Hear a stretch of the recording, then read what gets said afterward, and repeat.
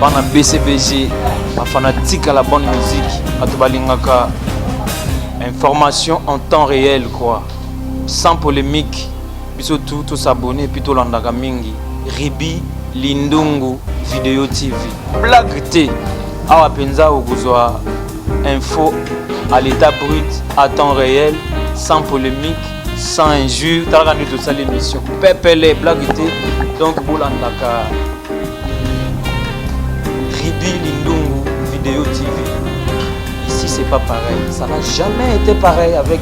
Ribi Lindungu Vidéo TV. Blague T. C'est mignon, vraiment mignon. C'est mignon.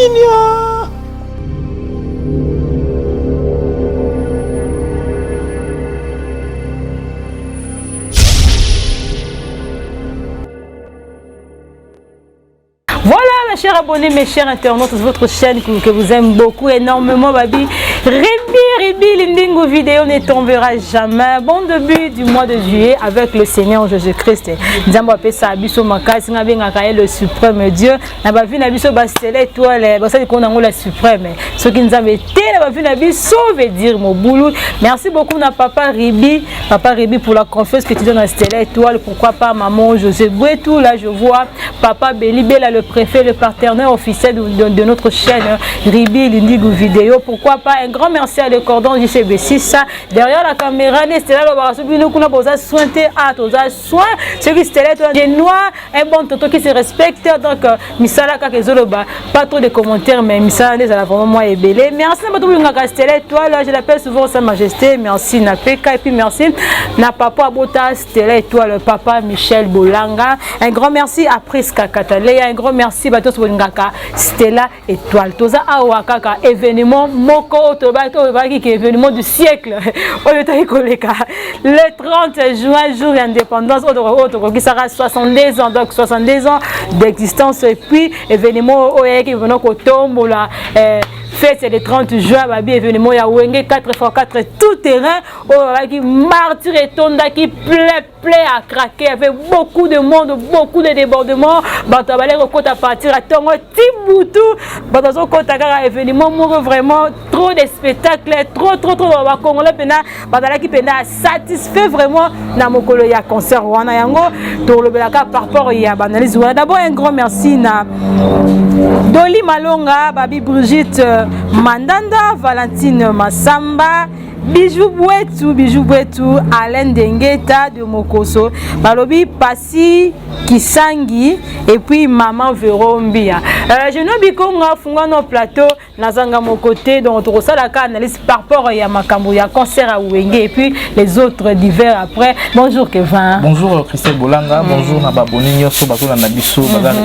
scotché pour l'instant et déjà il faut na merci na bandeko Nyoso bala série pena ke balinga la bonne musique. OK. Qui ko savourer surtout le 30 juin avec journée où tu vas commémorer avec le 9e anniversaire de l'indépendance il y a Mboka na biso aux amis Mboka ya Congo to na ngomini et par rapport à journée wana c'est événement du siècle on a confirmé le lot que non le monde a été redémarré musicalement parlant dégage bien penaloba qui dans bandela magi penabo donc je crois plus sur la plus concernant pas point positif non pas point négatif dans tous les côtés togolo belaka été bola moizalaki il y a aussi ba biloko ezaki ba vieux ba bongisa ah oui on est tombé au solango ensemble déjà merci pour na penser dans lelo voilà un peu trop sur la bon d'accord merci Kevin c'est mon invité au tour de mon connaît pourquoi pas Nabi Rams garçon bio qui se respecte merci beaucoup na Chabani merci beaucoup merci na ma grande sœur Astrid Moulanga merci na m'abonné Yaribi Lindungu Vidéo Kevin to banaka mbala moko concert wana pour biso tozalaki wana comment on a vraiment ndenge zalaki motivé ndenge zalaki ke ekosalema te par rapport ya makambo ezo le kana est donc fa du jour depuis par rapport que mona ki notre musicien Youssoufa oyo annulaki concert na ya Rwanda baki na kosala ngote parce que Rwanda ezobunisa mboka langa Kinshasa donc comme si naza congolais des pères et des mères annulaki concert wana et puis ne tera ki les ont dit que concert à Wenge ekobeta te mais jour J tout le monde dit concert et beti événement du siècle Kevin plutôt ton point de vue par rapport à Nous sur des cas qui moi rectification mon qui Kevin Mohamed et non Pito tout qu'est-ce qu'on normal tout sur la psycho déjà et tu vois le bac badou tu sais qui plus la mambu ya wenge par rapport ya mambu bazaki na est aux amis conseiller na est wana jusque là maman peut nous s'arrêter jusque là ils sont toujours en cours mais quand même surtout que na point ya Youssoufa par rapport à l'annulation concerne les acquis concernant qui il fallait livrer on est la carte à Rwanda et non qu'il fallait livrer on a carte à Villa Goma et non qu'il fallait livrer on a carte à Kinshasa pour les non il faut annuler concert ba via Wengi ba annuler concert pour ne pas annuler non annuler qui pourquoi parce que à comprendre que non ce genre là team mes frères ce genre là team mes sœurs on n'a jamais à juger qui bon annuler concert déjà du côté à Wengi donc le coup là pour na bateau bandé ko zéro que non concert à l'annuler donc est-ce qu'on a point normal tout expliquer ce qu'on va dire parce que jusque là les gens n'ont pas encore explicité makambo ndenge tambola qui réellement parce que qui est makambo ya Goma to ko lo ba que non l'on a ndenge est baguerre ezali ba ndeko ba kufa mais quand même on a tous vu ndenge harmonise oza artiste musicien tanzanien ayo livrer concert na kati ya Goma bango ba na Goma ba yeko tala concert ba yembie pe lokola roi donc soki par exemple to ko lo ba que non o ezali concert ya musique na Kinshasa o ezali non ba menacer yango et à quoi bon musu munke ko livrer concert na ville na bino bo bengana ya beta concert pour wana guerre mais quand même bino moto bozoki bo se mobiliser boyeko ya bandeko wana piste en même temps bo PC place ko beta betipe donc c'est que il y avait déjà d'office dans le bagage non ba via wenge pe ba go budget ko beta beka concert na bango et surtout qu'il y a ba promo positif ouais concernant les concerts ya wenge on lo ba plus ceux qui nazo insister plus côté à démarrage il y a monde sur le plan musical nazo par rapport il y a temps où l'équipe plus de 25 ans que le vieux n'était plus ensemble basali bané belé baraso ensemble était et les lots bazo qui les canisiwana ensemble à part seulement Amadou Diaby il y a eu des producteurs bato balegi même Amadou Diaby na mbongo o bazwa temps ko kuza kutam sous temps ko sona Weranson Jibem Piana Didier Masela ba vieux nyonso na bazwa temps ko réunir bango pour que bazwa temps ko sala projet moko ensemble o ekena avant et simbate mais au moment na Amadou Diaby il y a pas seulement l'argent mais il y a aussi ezana mo loko moko na kati comment il est tam sunga na poto fanda bosé makila moko tuti tu comprends donc makila bene pesinga na to fanda na plateau moko boto na solo donc ti Amadou Diaby pas autant ko convoquer ba vieux nyos ba administrateur tous les 4 wana pas autant ko ndima ke projet za projet mo photo sala en commun toujours mais sika mo c'est makila no totalement premièrement et ti makambo ya concert ezalaki nga je m'attendais dans le ba vieux so ba sali plainte c'est makambo e rolala ah bon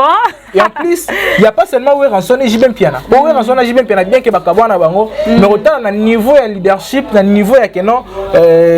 banda tchata msuna niveau légendaire au monde kenon baza bato ba toujours au top abeta toi beta te oh c'est ça là et tient à niveau moroboy donc bazara toujours na combo mais par contre na kati ya wenge vous verrez ça là ba combo msuna kati ya wenge on ba ne ko tanga malisute donc net ba na kina ke par exemple mon typique on va to tchou ba na se mais les step pour les années quand même monter ayoka na des fois on va ça ba mission les gars nango mais au moins net ba vient na biso net ba patient tout sangila au moins baza ba combo c'est limwa déjà na masolo et beta marasute mais ce que baza bato lelo yo bazongisi bango na actualité yebisanga lelo yo ezana moko taka na kati ya wenge na minute ke so tena statut na yo to tie wapi bato no no ozu vie wapi donc ezu maman ezu te ko actualiser bango to ezongisi bango na niveau moko boye donc ezali loko moko boye zaki no soka basaki mpiaka ekitisi na ba o ba Weranson banga ba maîtrise sur le niveau moko boye et les autres mususu ba récite nango eza récite pas seulement ya Weranson na Jibem Piana mais récite pour na bato ta mususu ba komo ba ne ko tanga masute ndé zongi si bango mais mi to moza récite kara ya Jibem na were pour ba on ça que top mais il faut que ça soit clair il faut que c'est il faut que ça soit clair par na kati ya wenge les leaders c'était Weranson et Jibem Piana déjà ku na kati ya mukonza ba wenge même héritier watana ba yembango papa chéri Jibem Piana mukonza ba wenge donc voilà c'est connu de tous que non Jibem Piana ndé mukonza ba wenge et sur qu'est-ce que côté les rois de la forêt on a les grands stratèges au moins ils sont allés penser la martyr au moins non si ba fait ba ko na ba toge donc muta yebi makama wenga ko pe o Weranson idée à Weranson donc ba toge ba ta ke ba magistrat ba blé wana déjà Weranson ko ta na na je le quoi tipo nyoso wana Weranson donc na nga ba stratégie na nga ba bulo mo na Weranson yebi sanga na ba tout ba ki na produit mo na c'est métaphore za ile kwa Weranson bato ba metuna on paye comme pata on paye comme nani do va yena ba ndenge mo bato bisi image mo boy oh et là ce qui c'est une grosse stratégie na mito ti sur canal presse ça biso que non sur les amis ba na sur yena c'est là toi la tienne c'est ça en plus et on va perruque mais va kalingo susu la personne sous ma forme mo un grand stratège dans un mutu mo boy asa mutu mo ba ko marquer bato pas seulement na champ mais il pas marquer biloko na ba mouvement mo scénique yebisanga ti sikono na beta masola libanga wera te mabanga wera donc c'est une grande stratégie à mutu mo ba marquer à l'époque à marquer biloko mo mais tout kotaka la mabanga na pour bimba mo mais exagérer qui na niveau où reste que ya ko sima pena mabanga ndenge ve la biso de la nation prophète de la nation de nini ça sima mabanga tanga ba liste est-ce que y aura pena ko sima mabanga bongo aoka mona mutu te vraiment na bisayo vous savez une chose les loyo natala nga avant qu'on abete mama we na sonya mabanga wana natala concert à bina filé à soyo bina filé ba musicien ba ndio bwa mutu moko wana epa bwa mutu wana mais ba ça constant ba moni mutu ngo matani na podium te aba mambongo te bina filé pena lekali bosa za micro bi mutu bwa ka so mutu te po lokumba somba ngo et le lot to ko ba to photo ça moi sincère que bande ko to bwa na ba dédicace même na ba émission même la ni ba solo la moi mutu na ba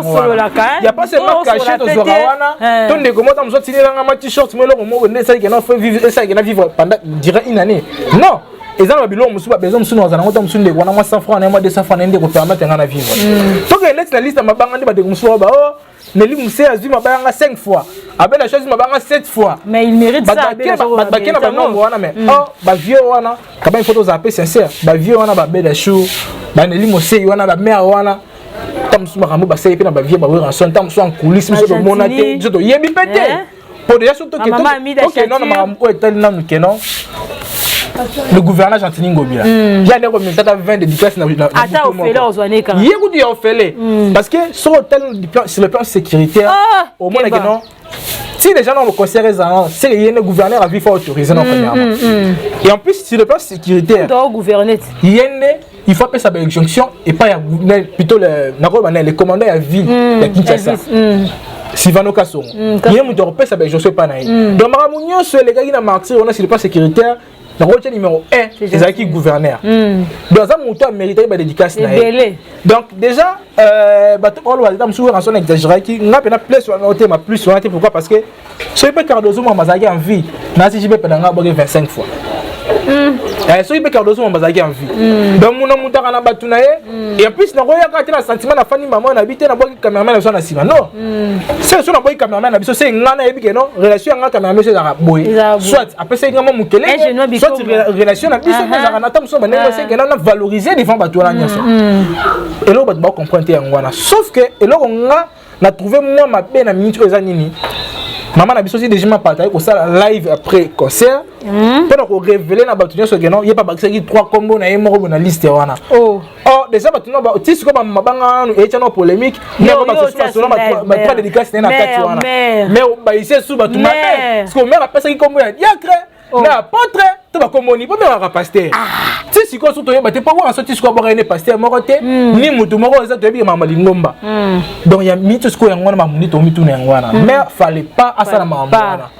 hello tam su to wana ya suka wana tam su que c'est que non va exagérer pe to éviter to solo là donc maman bana maman ni maman sociale il ne fallait pas rouler cabo parce que père na nous bon agafete mais tala igwe exagérer qui na mabanga sikoyo yibuti ki babanga na kundolu pe o se sous live pour nani maman yibo ko ti makambo susu ya ba ramno maman yo to yibo na makambo amen amen babi to so na mena ba sai na nzambe te to banga nzambe eloba Patrice Ngoy Musoko je salue en passant par comment la débordement ya batu fier de moi la file indien que va ngala côté qui stade ba to stade bina ba 18h 17h to ka pas pression à côté stade te ya baba ne pena ko contrôler tout le monde ba mbeli ba ciseaux na c'est et moi ba mbila ba lembi et moi mulungu pena mais félicitations na ba policier ba lemba kité pour musala makasi ba beti gaz te et loko moko te ba tu nyonso ba koti mais chose grave place ya VIP au moins ta 5000 fois ba koti bien to moni Sarah Lula chez Sarah passant Sarah Lula les routes washi azo kota mais embuscade ba gaz ba nini mais place à ça il y a $100 éviter na place d'organisation ba choix qui na place à $100 place à 5 000 francs au quotidien en forme parlons un peu de cette organisation là par rapport au déjà sur ce point là la koloba on a déjà probablement festin la police pour na musala malamba salaki na qui est plus côté à bata pour tout qui a 5 000 francs tout comme ça na kino côté kuna déjà musala il est OK pas de fraude parce qu'il était contrôlé bato non bien on a déjà dans nous les 30 on a bango sincèrement j'ai pas eu le temps de se déplacer dans comme stade parce que je pressentais que non ma bébé moko linga yo sala et ni tete ta mususu ba effort ya la police ma bébé linga yo sala ma réellement parce que tant le jour mona ke ba zo bande ko bambeli ba gilet ba mo Congo on mona ke non ba tâcher ma ezalaki et gloire à Dieu na deuxième position de la police na biso ça qui musala ya malam et na troisième position faut te féliciter pe l'Ikondi protège on va déjà on va venir na biso wenge ta ba uta jami kili ba o ba uta mikili si ba fa na Béatrice Hotel tant mona déjà venir na biso buli on na ba non vu à côté de ma maison à la sérieux et puis sur ailleurs c'est que sécurité aux arabes assuré et puis bah de conduire pour ça passe pas c'est là ça là qui on a que non qui met peine zalaki mais du côté à $100 au moins côté à $100 déjà bah tchagina na mona ba no saki lo moko wana na page na ya biso wenye na mona ba no saki lo mo babi ba to bana ba bi VIP ba ko zola ba côté RTNC nde ba ko sala navette mo ko sala ma ba o tia ba mutu ga me ba bango tisa de côté ba ngomba la moko mais soki moi ta musu moi bisque de ça magi wana ngala ko ko bageno amusé ça magi par rapport à la force de l'ordre bachaki pembeni wana au moni congolais les congolais comme un système papa comme congolais mais biso to ba congolais mais lelo ba bande ko na biso ba rata musu pour mettre ordre ba comme même ko tia même des ordres de cigare tia des ordres té pour contrairement ce ko tia ko des ordres il faut ça passe 5 000 francs vraiment mais si bon ya moutier na pèse ya $100 faut ko lengi na bande ko parce que bato faut pas prendre na kimia nyoso on a beaucoup de même ba concert choses à que pèse vie et puis on a pèse bato même ba tam sous droit à consommation pe mais ce que yebisanga moto a côté déjà stade oh déjà a comme déjà transpiré kana mutu muzo akoti mais na mutu na eta muso comme na baide ke na zonga na parler parce que continue na ndenge ngaka côté la té $100 est belé $100 est belé 200 000 francs kabina gimbuta combien de 5 000 na kabina gimbuta 200 000 francs kabina gimbuta na somi téléphone moko ya batouche na somi sima orange sima vodaka wana ne akada publicité mais to solo na somi pena si moko mona cha crédit ya $5 kabina gimbuta na cha pe meno ba ndeko ba sa pa mbia ba so na plus crédit na ndenge réalité makambo mais tant de ko futi mbongo wana pona ko ka ndule mais c'est il faut ka ndule na ndenga bien et na habité on na golo bata musupo na lelo ngasko place wana na golo côté ba organisateur faut pas revoir place on a pour photo le côté négatif faut pas sortir rebondir ça parce que là déjà dans le monde il y a un chapitre il y a Pullman au monde il va venir sur le livre conseil au bas $300 s'il vous plaît 600 000 francs 300 bon belé garantie bon belé ya studio garantie na bandal donc garantie na bandal ça va venir sur coller là parce qu'on a eu foot il a monde sur pour na ka ba vie wana c'est que faut moi temps ya ko bongisa mo makamke non bande ko bazo penata ya ko sa sou bousculete ba ko ta pena limia menyaso et aux vraiment le romo ya bien mais déjà coup de chapeau na bande ko nyos ba ki le organisateur déjà ma mboliga ki na mo bien mais sauf que moi bilo ka mike ezalo ezaka faut ba bongisa ba revoir ngo ndeko donc continuer quand papa que va na côté négatif OK ba présentatrice wana na ebité la fils de deux sœurs wana au moment où nous sommes avec munene wana azaki un peu ko sona public mais oh mususu azaki messe le quoi c'était étoile mais baté tout ça la émission non na c'est liboso ba cher international na zo ko adresser na enfant na boité que ngalo ba likambu na tala ka boy je ne sais pas bato ba tiaki wana au moins que masse ba ke ba sepe na bango te ba ba ata bo sepe na biso te biso moto mi sepe te besi maboko événement bongo penza ba mamile la bazalaki ba Virginie Manganga bazawana ba papi mbo bazawana ba nati de coller ba tebele bazawana bozo bato baza ba amateur et puis to tuna interview mon na papier le pense habiter bon c'est faire la table ninga non ninga ba zora bato ba ebani wana faut pas valoriser bato misusu wana par rapport vraiment il y a présentation et ça qui penza bien parce que moi j'étais là donc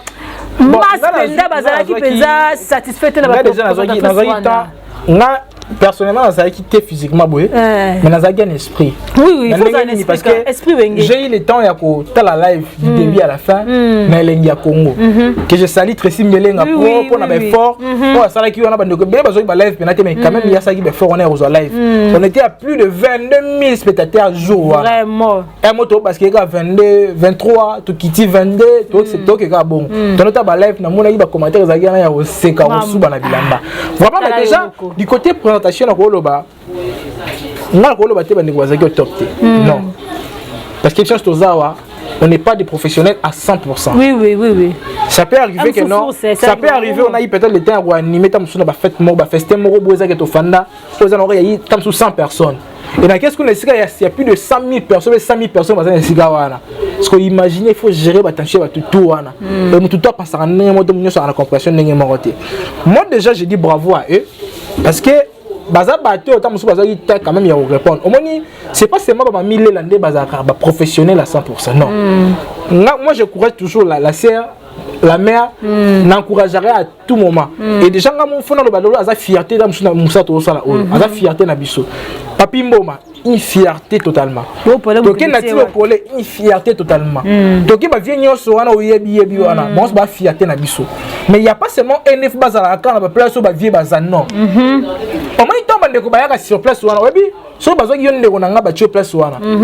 o sala musala malam o sala musala mabe o est important tout dire so ba tika na mémoire que yebi non yo to animatrice ya jour ya ma lobi bo c'est quand même mission na mission ya bato mission au grand public donc ba vie wana ba tio bato ba sala combo mais pourquoi pas ndeko wana ba remarquer pok na tana bango ba yebe na ba niwa asala musala malam to mabe mais azaki quand même boso bato azuta quand même ya ko se défendre bien parler on va prendre et puis na terre ko bimisa ba ndeko wana pe et on s'appelle au moins bien oyebi nde tozaka ndolo internet so tolobango lelo tobenga Karine Mokondi mama YouTube tobenga Karine Mokondi mama YouTube rien n'empêche pe lobita musu to bimisi peta musu to bi Stella Stella toi tam musu aye penasko dans cousine ba tout ya YouTube vraiment aye pena dans marquer pe bok na ndenge donc mututu azakana donc tu as d'autres musala boy il y a pas seulement que nous tous on a ba idole be bande ko to linga ko to tous on a droit ba modèle le na kati musala o mais il y a pas seulement une photocopie à 100% non il faut se personnaliser pe donc se personnaliser tout le monde que non ba dans linga ko na linga mingi pe ki Kevin wana na linga mingi pe ki Stella wana donc fiona ba se pesanga na ma biloko mo ko kana ngo esala nga bien donc parlant de to ko gagner bande ko ba kapesi na biso ba encourager biso est-ce que yo linga ta musu que non lo aussi problème ba fane papi mo ba soutenir non faut poser ba oui. Et nenga mo ba ndeko ya wenge ba préférer qui c'est même pas zo batumo ba yeba nité boso bazo yi beta mzu bebi zelo to boso na pesani so bazo yi papi mboma est-ce que ngo za chic non na tite ko lepa nga CPA bien parler entre parenthèses to est de suite mzu que non to ji mami lela vojini manga pa nga CPA non il faut seulement tout le kochaka ba doute na milieu ba grand wana c'est toi pe na ba leki be ba yaya o ba ya pe sika mais pe ko terme na sika wana ba ngo mona pe que non il y a pas seulement ba papi mboma to ba ni mais ba talent musu pe ezali na kati ya mboko no bozo pe ta on découvrir c'est simple o to ko solo wana vraiment Kevin donc ozo ba vraiment kitoko makasi bravo tozo ke les gars na ba côté négatif enlever les rideaux so ka talo musu ba pour te corriger ba soupçon que Sarah Lula la déesse est Routouachi. Voilà, il y a la voix féminine, hein. Mais on a pas la voiture de terre. Ah, c'est pas la raille. C'est pas la raille. Elle vous paraît beau. Bah inosbi, bah Gezma Wete, bah Gaspa Blouza. Bah te belé, bah Fabrigaza, bah Bina Philippe, bah David Beka, bah belé, bah Ibrato, Yale, bah ça la moi, enlever les rideaux. Mais chose grave et étonnante, tout le monde est à DJ Pikana. Il y a pena animaki à part hier on se fait bazala qui penda na top te mais événement pena bongo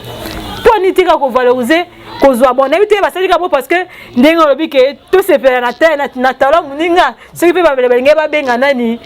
mutu mususo la personne on va pour na répondre à la question bon déjà non franchement la sécurité à case parce que ce docteur Sarah Lula, elle mérite. Cindy Barbara Bazapéwana. Honorable Cindy Leke. Parce que honorable Cindy Leke pour les gars il faut qu'on appelle un coffee central. déjà tu yebi que non yo mo yebi moi tendance à ngeza avoir concert ndenge makambo ya ndeko kende déjà on a que on a côté à place on a le côté déjà signé que tu as une possibilité entre parenthèses ici wana to que côté ya rebo chulo si abana ko prester si moi na banda ko lelaka donc on a déjà eu makambo ça que non c'est impossible maman na bango to côté ya Sarah Lula yo mo to déjà côté ya Sambal Sarah Lula déjà kuta nyongi na nyongi déjà côté wana côté qui n'a pas mais déjà pour la masolo on a ko déjà en avance on savait que non Sarah Lula ça qui parle de ko fallait pas prester et déjà dans le programme on a baton de ça la maromoni baba ya on c'est pourquoi to lobaka l'on propose de dispose pour lobby za ramakanisa nzambe et l'on ya ramakanisa biso bato tant sous na ndenge na biso to bande ko musuba kana biwa Sarah Lula ba que non Sarah Lula ko prester mais comme on va bouleverser calcul na bango va changer et côté net il y a Sarah Lula je peux dire que non côté wana yena yebi ninga planifier na ba vena ya wenge parce que na yebi ki bazara contact ba bini ba planifier na ba vena ya wenge mais côté bande ko nyonso au moins ni concert ya wenge zaki concert moko boye zaki plus marqué na fête le roi indépendance y concert zaki marqué na c'est pas tout le monde il fallait prester non ils ont bande ko fallait ba pour na ba prester na ndimi peut-être que zaki Sarah Lula ndé ngaki ta msuko so temps ya koyemba pese le scrum non mais tant msuna nzela DJ no monique non bazaki peut-être on beta céleo oh ba beta céleo chose grave na teno entre parenthèses mais to drama kamwana ezala ki msusu to par exemple nga muta wenge BCBG yo muta wenge maison mère ceux qui bata wenge bozaka wala deux le wenge débat harmonieuse à la tête mais Kevin Mohamed chose grave chose étonnante le 30 juin wana omona yo muta wenge BCBG so bate nzemu ya wenge nini maison mère so bate nzemu BCBG to bido harmonie moko boye o bata boloba bobo ça bisoka social donc congolais lingane ambiance vraiment toute fois déjà au moins quand on a photo qui est ce normal tout sur la seconde normal au moins il le la question que non en réalité bolingo renyangi na kati wana et on a pris sa mère na biso mida OK donc et on a ça que non famille ezare sika moko ate panzani il faisait la pana to so ba kutani ka bolingo yozala bolingo pas avoir sens ya que non bolingo pena bolingo non moi ça me ba pesa ba business non mais bolingo que non ba bi que non ngane to ba frère bien que to panzana ka metodi to are sika moko nde bande ko wengi bazaki nde pe maman na biso amida aki ko honorer papa na biso jibem bien bon araita msupe ari po budget msupe ko ba pe que non akweta msuko ko ba pe que non nde na za concert na oyate bien que to gena papa kamera mais na okete mais so ba yaki quand même parce que que non ti na ya bongo na na bana na papa kamera na bi que non jibem bien na nem to za na podium après pe oboya présence wana gwa po ya pété mais to ma yé parce que bi que non papa bana na surtout parti wana ma que jibem bien na longola micro mais bande ko ba yembi amida mesa yo bolingo se bota bana na ebisa yo nzambe ka yebi donc moi est-ce que bolingo est rien qui entre les fans bande ko pena mona non baswana biso le mama wengi ba coupe panzana na batu bana ngambo ba voisin ba côté ba sola te rando côté braza côté kinshasa oi mama parlement de beau to mona ngolelo eza mama parlement de beau réunion mama ya musique ya ndule côté bena ba sana enceinte te mo ba ta wera côté enceinte te mo ba ta jibe côté bena ba mo peta musuba lingana bango sak ba ta def dominguez donc ta panzana ka pena bongo mais mona no bande gonyo ba fane sika moko ça pour hôtel Kofi Betama oui mais sauf que là au moment on a évoqué na makambu ya wenge na moni vidéo moko circulé ki lobby ngapena na moi je crois to j'attends tout temps balancer ngwa ndeko moko na kati stade a mi film apesi mon kongo azol ba kenon ba beti banzema malonga te fallait y corriger bango non on n'était pas là pour des polémiques fallait la génération wenge quand même tout ça un peu quand même tout fallait na rien ba via wenge te parce que yé moko fallait na zana yé webi carrière les warriors ça n'a pas vraiment d'importance si on sait makamususu bon déjà au sous-attaque que non na cessé déjà dirait ne masolo betama aussi son officialisé en côté mais wenge pe ana concert le 29 la triomphale ndeto zo kama solo on a officialisé en côté parce que so de bitolo ba non so ki wenge oyata musuna ba programme ya bongo c'est par rapport ba fan ne ba c'est qui si ba vieux toboma moto totika fali abarquer époque na ndenge ngasa mamna ba via wenge to bike ba kendaka bazata musu ba osa mamna bango mais oza ba biloko asuka ba bonchi oza ba biloko luina ba biloko nani teke masala yango mitumo be ka ekoti na ba mambe vide oza ba pe masuka ba fi ba okena ngo yango oza ba fi na ba tika ba prêtre sur non tozalaki tozongaki tosema mbasuka clôturer na biso mama ni ba fi ba clôturer masolo ba pe ça fali temps osa mamna ba tika ko ça fallait ba polémique ezanga mutu na makolo et puis fali pour déjà bon on a compris ça conseil mais na ndenge ya sens que non toi na zema kam